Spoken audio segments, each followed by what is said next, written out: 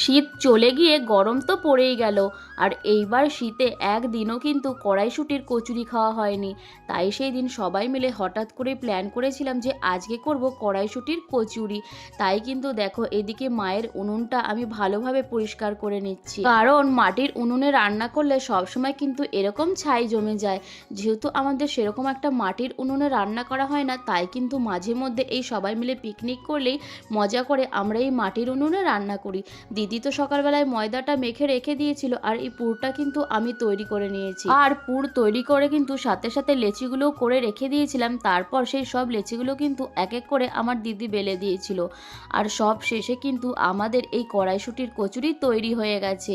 এরপর তোমরা বলো তো যে কড়াইশুঁটির কচুরিগুলো কীরকম হয়েছে। ভেতরে দেখো একদম পুরে ঠাসা, আর সাথে কিন্তু করেছিলাম কাঁচা মটরশুঁটির ঘুগনি। তোমাদেরকে তো বলেছিলাম যে এমনি মটরশুঁটির থেকে এই কাঁচা মটরশুঁটির ঘুগনি আমরা সবাই খেতে একটু বেশি ভালোবাসি।